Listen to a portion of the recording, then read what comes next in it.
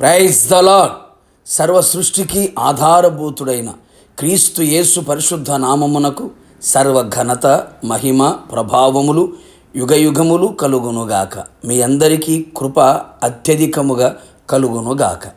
ఈ దినపు యేసయ్య జీవపు మాట 22వ కీర్తన 10వ చరణం.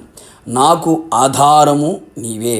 యేసయ్య మీదనే ఆనుకొని ఆధారపడి యేసయ్య అడుగు జాడలలో నడుచుచు యేసయ్య వైపు చూచుచు యేసయ్య చేతి నీడలో భద్రముగా ఉంటూ కాపాడబడుచు ఈ విశ్వాసపు యాత్రలో సంపూర్ణులగుటకు సాగిపోవచ్చున్న ఆత్మీయులారా, ఆత్మ సంబంధులారా, భక్తుడు చక్కగా చెప్పుచున్న మాట, గర్భవాసినైనది మొదలుకొని నాకు ఆధారము నీవే, నా తల్లి నన్ను కన్నది మొదలుకొని నా దేవుడవు నీవే.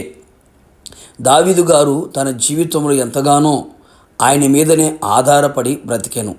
ఆయన మీదనే ఆధారపడి జీవించి మనకు మాదిరిగా నిలిచెను. నా దేవుని ప్రియులారా, మన వ్యక్తిగత జీవితంలో మనకు ఎవరు ఏది ఆధారముగా ఉన్నవో ఆలోచించు. కొందరు వారి స్వబుద్ధిని, స్వజ్ఞానాన్ని, సొంత తెలివితేటలను ఆధారము చేసుకొని బతుకుచున్నారు. మరికొందరు వారికున్న సౌందర్యమును ఆధారము చేసుకొని ఉన్నారు.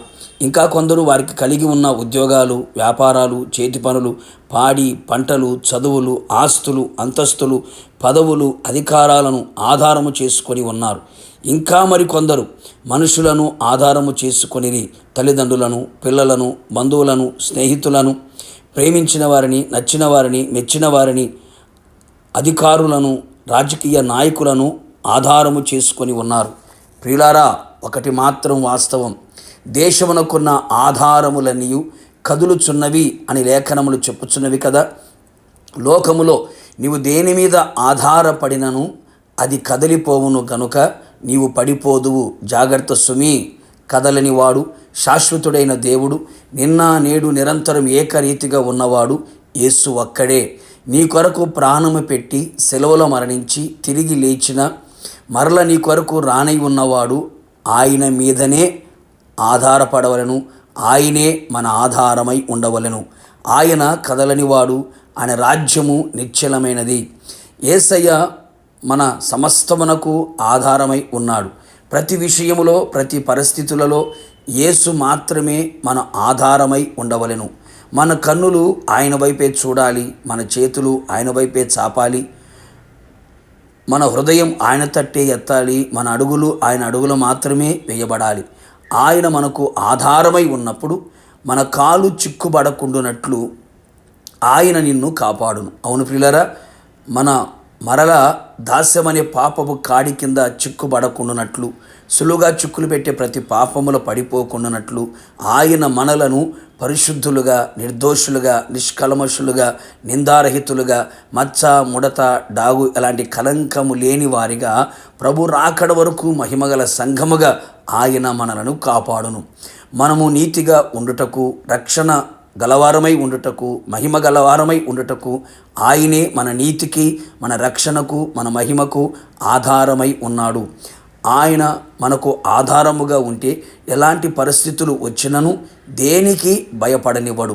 ఎలాంటి శత్రువు కార్యములు, లోకములో కలిగే విపత్తులకు భయపడనివ్వకుండా ధైర్యమును, నిబ్బరమును దయచేయును. మన నిరీక్షణను కలుగు చేయును. మన నిరీక్షణకు ఆధారము ఆయనే కదా. మనకు లోతైన నదిగా పరిశుద్ధాత్మ ఆధారమై ఉన్నందున చక్కగా క్రీస్తు వలె ఉండుటకు అన్ని విషయములో ఎదుగుదము, ఫలించెదము, విస్తరించెదము, శత్రువులు చూచి అసూయ పడెంతగా ఆశీర్వదించబడెదము. కావున ఎల్లప్పుడూ ఆయన మీదనే ఆధారపడుచు ఆయన ఆగమమునకు మనందరము సిద్ధపడెదము. ప్రార్థన. కృపాసత్య సంపూర్ణుడైన యేసయ్య, నీ పరిశుద్ధమైన పాదములకి స్తుతి స్తోత్రములు.